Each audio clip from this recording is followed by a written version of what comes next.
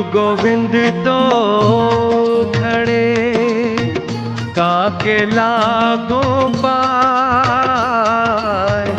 गुरु गोविंद तो खड़े काके लागो पाए। बलिहारी गुरु आपने गोविंद दियो बताए। कबीरा गोविंद दियो बता। गुरो कृपा प्रतिफल स्मरणीय विश्व वंद्य संत सम्राट स्वर्गीय कबीर साहब जी, मंचस्थ सभी पूज्य महात्मागण, अध्यक्ष महोदय, भजनोपदेशकगण, सत्संग महादरिया में डुबकी लगाने वाले हंस रूपी सभी संतगण,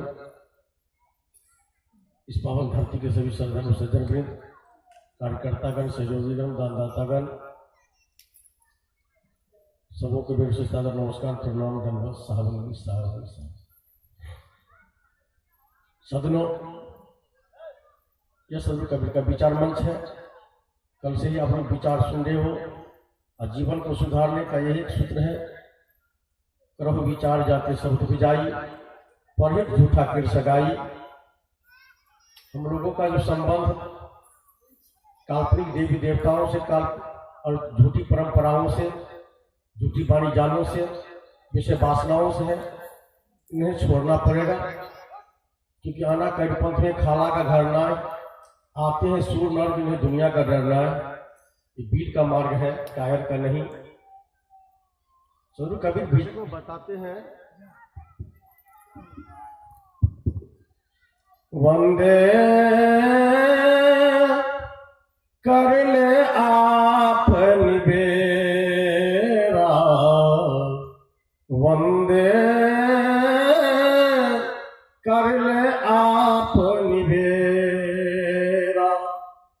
आप जियत लखु आप ठौर करो, मुँह कहाँ घर तेरा।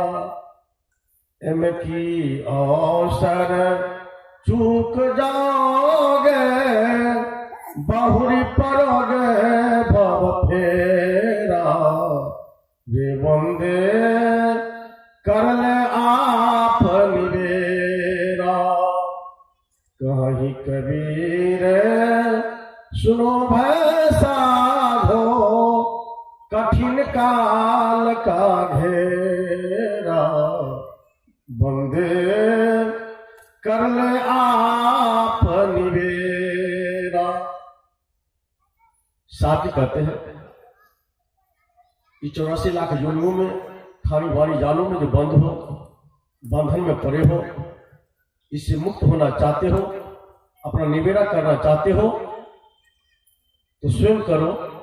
मैं केवल मार्गदर्शक को बताने के लिए आया हूं, संत महापुरुषों को बताने के लिए आए हैं। आप जियत लखो आप ठोर करो, मुझे कहा करते हैं। जीते जी आप निर्णय करें, विचार करें। जिस तरह आप अपनी व्यवस्था, रोटी कपड़ा मकान की व्यवस्था करते हो, लेकिन अपना आत्म कल्याण के लिए कोई व्यवस्था नहीं करते हो, तो मरने के बाद आपका घर कहां बनना चाहिए, कहां जाना चाहते हो, ये निर्णय जीवित में कर लो। लेकिन दुख की बात है, हम लोग जीते जी व्यवस्था नहीं करते हैं, तो मरने के बाद हमारे परिवार के परंपरावादी लोग क्या करते हैं, चाहे संत हो या महंत हो, सदनों का टिकट लेने वाला हो, देने वाले हो, जबरदस्ती उसको प्रेत योनि में धकेल देता है। उसके नाम पर पिंडादान तर्पण किया जाता है और ब्राह्मणवादी व्यवस्था के तहत 10 गात्र आदि की क्रिया की जाती है। कहते इसको प्रेतों से छुटकारा दिलाना है। सजनों, ये विचार मंच है, सारा प्रमाण मौजूद है। गरुड़ जी भगवान विष्णु से प्रश्न किया, नरक में कौन जाता है, वैतरणी में कौन डूबता है, प्रेत कौन बनता है। एक छोटी सी पुस्तक है, सारोद्धार प्रेत कल्प। गरुड़ जी को समझाया गया है जो आदमी माता पिता, सास ससुर, संत गुरुदेव की सेवा नहीं करते हैं, जो मांसाहारी है, अत्याचारी है, व्यभिचारी है, आत्महत्यारा है, पत्नी हत्यारा है, गो हत्यारा है, बाल हत्यारा है, ब्रह्म हत्यारा है, ऐसे दुराचारी दुष्कर्मी आदि मारता है, वही बनता है प्रेत, वही बैतरनी में डूबता है, वही नरक में जाता है। अब सवाल उठता है, यदि कोई बीमार हो तब तो दवा की आवश्यकता है, भूखे हो तो भोजन की आवश्यकता है। दरअसल में यदि आपके परिवार के लोग दुष्कर्मी दुराचारी थे, मर जाने के बाद आपको सोचना चाहिए इसका कोई सुधार हो कैसे होगा, समाधान कैसे होगा। लेकिन जो अच्छे आदमी है, सत्कर्मी है, उनके लिए कोई चिंता की बात नहीं है। अब वैसे भी आप जानते हो, जिंदा में यदि कोई बीए में नहीं किया तो मरने के बाद उसको बीए में कराने से फायदा मिलने वाला है और सर्टिफिकेट उसको हासिल होने वाली है। लेकिन ऐसा ही हो रहा है यहाँ पर, मरने के बाद लोग मुक्ति का यत्न करते हैं और करवाते हैं, जबकि प्रमाण है 18 पुराण में मुख्य पुराण है भागवत महापुराण, जिसमें गोकर्ण धुंधकारी की कहानी बहुत समाज के लोग सुने होंगे। धुंधकारी दुराचारी दुष्कर्मी था, तो मर गया, बन गया प्रेत।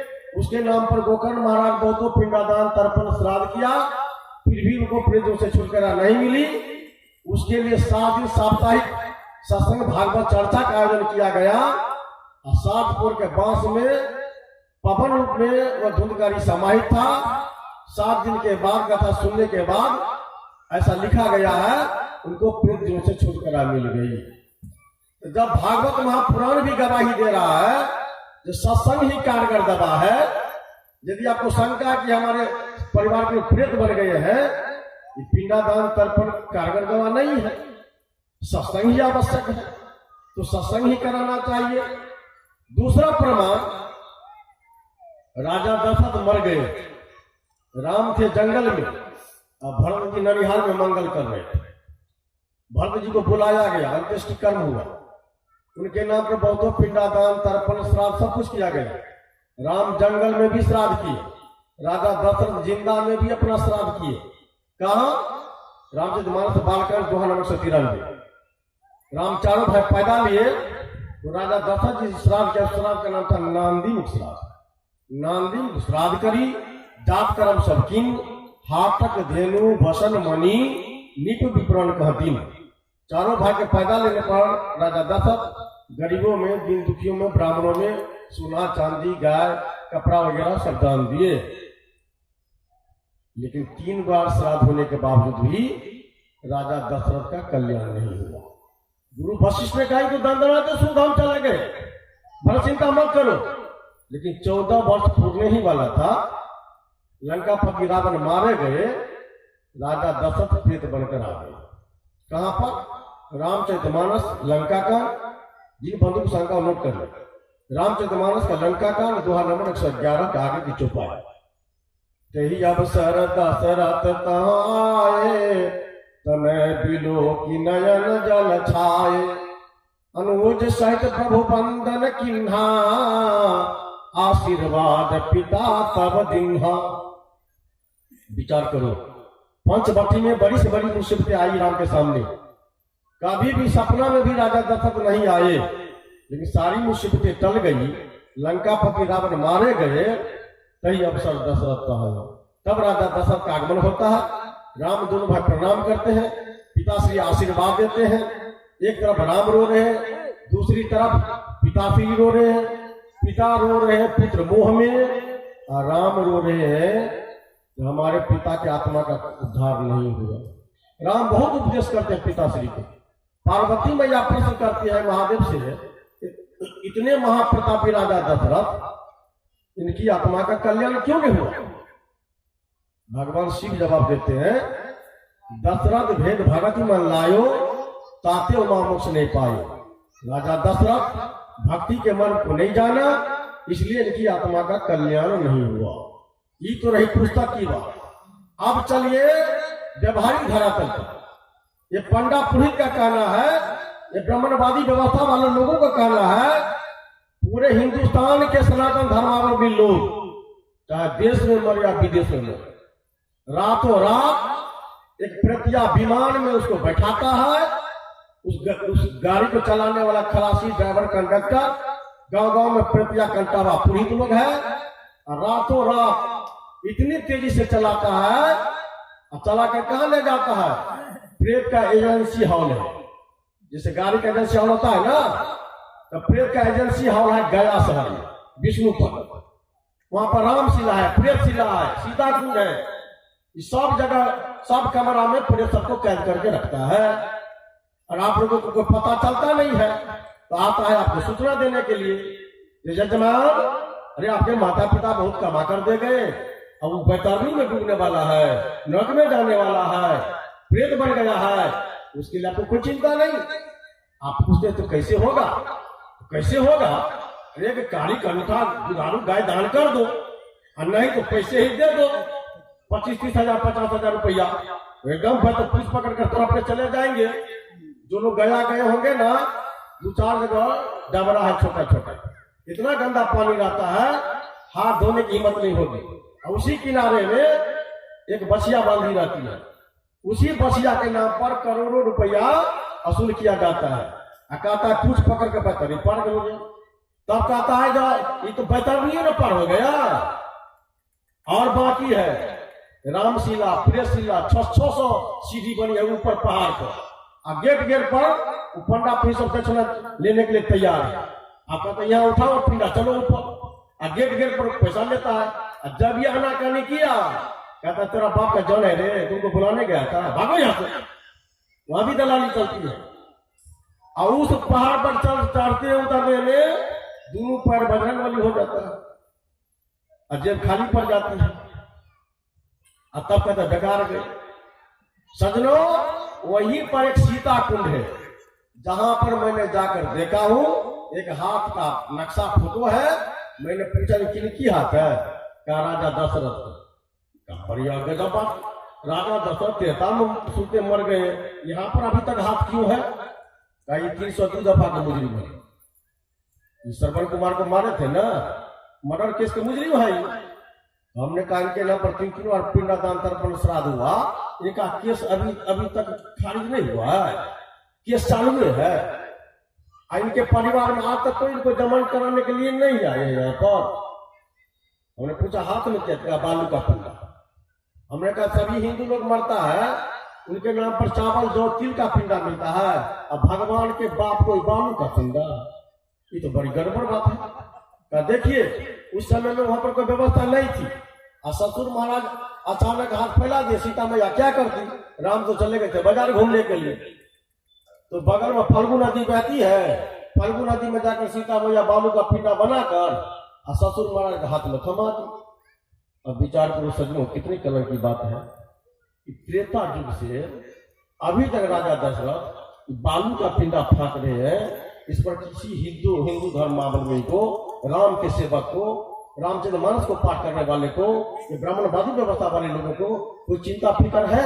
जब हमारे भगवान का बाप अभी तक हाजते में बंद है, बालुए फाक रहे हैं, चिंता तो होनी चाहिए। हम लोग कहते हैं कि हम लोग भी चंदा देंगे, या तो उस पंडा लबड़ा पंडित पंडा पुरोहित पर हाई कोर्ट सुप्रीम कोर्ट में जाकर केस कीजिए, हमारे भगवान के बाप अभी तक कहते हैं हम कहाँ बंद करके रखे हो, कहाँ बालू का पिंडा फटा रहे हो। नहीं, ये तो गलत की बात है।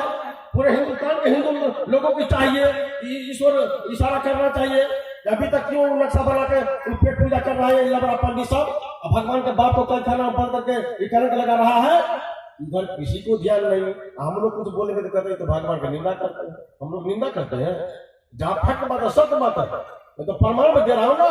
कौन ग्रंथ में किस पन्ना में कितने दोहा नंबर में कहाँ पर क्या लिखा सब बता रहे हैं, नोट करते जाइए, जजमेंट कीजिए। अभी हम लोग सब सत्संग हल्ला करते हैं, झूठ संग से फुर्सते नहीं मिले तो सत्संग कैसे भेंट होगा, और सत्संग कैसे आपके अंदर में जाएगा? पहले झूठ को तो त्यागिए, जब तक झूठ नहीं निकलेगा तो सत्य के लिए जगह नहीं है। इसलिए सब लोग विचार करो, क्या विचार करो। इधर गीता का श्री कृष्ण कहते हैं वासांसि जथा विहाय नवान गृणात नरो परान तथा श्रीरान विहाय नान्यानि संजात नवानि देहि। अर्जुन, जैसे आदमी पुराने कपड़ा को छोड़ता है ना और नया कपड़ा धारण करता है, उसी तरह जीवात्मा एक शरीर छोड़ने के बाद कर्मानुसार दूसरे शरीर में तत्क्षण प्रवेश कर जाते हैं। अब गीताकार श्री कृष्ण का कथन भी गलत कर देता है पंडा पुरोहित सब। जब तत्क्षण ये आत्मा कर्मानुसार दूसरे शरीर में प्रवेश कर जाता है तो फिर 13 दिन तक कटिया क्यों टांगा जाता है? किसके नाम? विचार तो करो। तो किसी भी बात को मानने के लिए हिंदू तैयार नहीं है। इधर गरुड़ पुराण का अध्याय 5 अश्व संख्या 32 बता रहा है, मृता से एकादशा को भूल जाना सो अभी जाए थे। मृता के एकादशा तक भोज किया, भोज खाने वाला कुत्ता में जन्म लेगा, कुत्ता में। तो जब श्राद्ध का भोज खाने वाला कुत्ता बनता है तो श्राद्ध क्यों करवाते हो, क्यों करते हो? इसमें करीब पंथी भी 99% मिला हुआ है। तो कुत्ते न बनना पड़ेगा।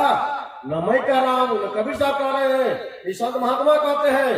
जिस गरुड़ पुराण को आप लोग पूजा करते हो, मानते हो और पंडित से वाचन करवाते हो, इस पन्ना को दबा रखता है, इस बात को कहवे नहीं करता। इसलिए आप लोग नोट कीजिए, आप बाजार में 40-50 रुपया 60 रुपये किताब मिलती है, उसका नाम है सारोद्धार, छोटी पुस्तक प्रेत कर, उसी का अध्याय 5 सोचने का 32 बता रहा है। मृता से एकादशा को भुंजान स्वापे जाए थे। मृता के एकादशा तक भोजी के यहाँ भोज खाने वाला कुत्ता में जन्म लेगा, कुत्ता में। क्यों? उसी गरुड़ पुराण का अध्याय 10 श्लोक संख्या 102 से 7 तक बता रहा है, यति राम का सर्वे संगता हमता क्रिया 10 घात आजकल सामने कर्तव्य सुधा देवी दंड ग्रहण मात्र नरो नारायणो भवेत दंड ग्रहणाते सत्व में जाए थे। 4 प्रकार के यति संत गिनती आई है, हंस, परमहंस, कुटी तक बहुत। कहते 4 प्रकार के किसी संत सन्यासी यति की मृत्यु होने पर उनके लाश को या तो महासागर है उसमें प्रवाहित कर दो, नहीं तो मिट्टी में समाधि कर दो। उसके नाम पर पिंडादान, तर्पण, 10 घात आदि का क्रिया मत करो। ज्ञानी अपने ज्ञान से मुक्त होते हैं, इसलिए पुत्र द्वारा दिए पिंडदान की इच्छा नहीं करते, इसलिए उसका दाह संस्कार नहीं करो, उसके नाम पर पिंडादान, तर्पण नहीं। पंचायत क्यों नहीं मानते हो? और दुनिया के लोग माने न माने, हमारे करपंथी लोग जो छाती तानते हैं सतनाम को लेकर, और सतनाम का टिकट लेता है सतलोक जाने के लिए। साहब लोग कहते हैं जो संत बिल्टेन है, जो जुग बीते हैं ना, ऊंच नीच घर जन्मे तो संत का संत। जो संत जब मर जाएंगे, भले ही मुक्त नहीं होंगे, वो प्रेत नहीं बनेगा, कुताबिली नहीं बनेगा, वो बनेगा मनुष्य। उसको भक्ति करने का मौका अवसर मिलेगा। फिर भी करपंथी को प्रतीति नहीं है। साहब विजय में बताए, नर को नहीं पड़ती थी हमारी, झूठा बलीज किया झूठन मिली, पूंजी सबन मिली हार। दिन रात 24 घंटे झूठा व्यापार बिजनेस करते करते सब रूपी पूंजी को गंवा चुके हो। इसलिए मेरी वाणी पर कभी कभी यकीन विश्वास नहीं है। कोई बिरले दोस्त हमारा संत को, कोई भूलिए जनता होगी। सदगुरु कबीर ने कहा, अभी सुना ना साहब से, 20 करोड़ लगभग संख्या है पूरे विश्व में। 20 करोड़ में 20 तो करोड़पति यदि बन जाए असली, संसार का कल्याण हो जाएगा। भले यहाँ संख्या में कम है। अब 5 माता लोग, अब 5 भैया लोग, मंच पर बैठे 5 माता लोग तो दरअसल में कबीर साहब के कानून के मुताबिक सुधार जाए, मेरा विश्वास है जरूर गांव गांव का सुधार होगा। लेकिन न बोलने वाला, न मंच पर बैठने वाला, न जमीन पर बैठने वाला, न वक्ता न श्रोता, केवल हम लोग बोल लेते हैं, लेकिन दरअसल में सदगुरु कबीर की का जो शब्द है, कानून है, उस पर चलते नहीं है। सदगुरु कबीर ने कहा, रहनी रहे चलनी चले, जो साधु चलनी चलेंगे वही मुझको प्यारा है। चाल चले सो प्यारा अबधू, करनी करे सो पुत हमारा, कथनी करे सो नाती, और रहनी करे तो गुरु हमारा हम रानी के साथ। इसलिए साधु होना चाहे तो पक्का होकर खेल, कच्चा सरसों पेड़ के खरी भया न तेल। इसलिए सबको विचारो पर्यावरण के दृष्टिकोण से। पर्यावरण विद कर रहा है, वैज्ञानिक कर रहा है, किसी भी मृतक शरीर को जलाओगे उससे कार्बन मोनोऑक्साइड, कार्बन डाइऑक्साइड दूषित वायु पर निकलेगा, पूरा वायुमंडल पर प्रभाव पड़ता है। अब देख रहे हो ना, कल कारखाना, गाड़ी, तरह तरह के यहाँ जो प्रदूषण बढ़ रहा है, इससे यह जो ओजोन परत है वायुमंडल में, जो सूर्य से आने वाले अल्ट्रावायलेट किरण को रोकती है, उसमें क्षरण हो चुका है। इतना प्रदूषण बढ़ रहा है। इसलिए मृतक शरीर को जलाने की हिदायत नहीं। वैज्ञानिक दृष्टिकोण से और पर्यावरण के दृष्टिकोण से, मानवीय दृष्टिकोण से, आध्यात्मिक दृष्टिकोण से मिट्टी में समाधि करना अच्छी बात है। क्यों? गाड़ने में क्या होता है, यदि मिट्टी में समाधि कर देते हो कोई ज्यादा खर्चा नहीं लगेगा। ये पुराण कह रहा है कि शरीर में एक धनंजय नाम का प्राण वायु है, जो शरीर से आत्मा निकल जाने के बाद भी 36 घंटा से 72 घंटा तक उठाता है और मुर्दा को पुष्ट करता है, फुलाता है। और यदि उसे पहले जला देते हो तो धनंजय नाम का प्राण वायु दर्द होकर निकलेगा, तो जलाने वाले को प्रायश्चित भुगतना पड़ेगा। वैज्ञानिक लोगों से पूछो, मुख्य प्राण निकल जाने के बाद भी 24 घंटे के अंदर लाखों करोड़ों बैक्टीरिया हम लोगों के शरीर में है। तो जलाने के समय में लाखों करोड़ों जीवाणु बैक्टीरिया मरेगा। आप छाती तान के बैक्टीरिया के साथ तो कैसे रहा? इधर कहते जी मत मारो बाबरा, सबका एक प्राण, हत्या पाप में छोटे करोड़ हीरा करो दान, कितनो दान पुण्य करोगे हत्या पाप छूटने वाला नहीं है। लाखों करोड़ जीवाणु को जो जलाते हो, मारते हो, तब भंडारा करते हो, इससे फायदा होने वाला है। दूसरी बात, जब आप जलाते हो, कफन देते हो, तो 1 मिनट में महिला हो या पुरुष कफन तो जल गए और तब महिला पुरुष हो गया नंगा। सबके माता पिता परिवार में नंगा, तो पहले कपड़ा जलेगा, उसके बाद तो लाश नंगे हो जाता है। तो नंगा जलाना अच्छी बात है क्या? कौन विचार करेगा? किसी मांसाहारी से पूछो, गाय को माता मानते हैं, मरी हुई गाय को जलाएंगे? तो मरी हुई गाय को मांसाहारी नहीं जलाएगा। कंठी वाला लोग अपने माता पिता महामांस को पकाते थे, गौरव की बात होती क्या? इसलिए विचार करो। जयललिता मर गई थी, आपको पता है, पेपर पढ़े हुए, उसको समाधि हुई थी, नहीं जलाया गया। इसलिए बच्चे को, संत को पवित्र माना गया है, इसलिए जलाने का हुकूमत नहीं है। शास्त्र वेद पुराण में भी उस लाश को जलाने का आदेश नहीं है। इसलिए आज केवल हम लोग कथा कीर्तन सुन लेते हैं, लंबी चौड़ी बात सुन लेते हैं और हजारों संख्या में भोज भंडारों में भाग ले लेते हैं। जीवन में कब उतारोगे? आज 620 वर्ष पहले सब लोग कभी काशी के लहरतारा में आए थे, वहां से पूरे विश्व के मानव को चेतावनी दिए थे। आज हम कहीं पंक्ति सुधरने के लिए तैयार नहीं है। कौन सुधरेगा? जब हम ही नहीं सुधरेंगे तो कौन सुधरने वाला है? इसलिए जितने ही लोग हम लोग बैठे, तत्काल रामानंदी बाबा को अलग रहने न दो।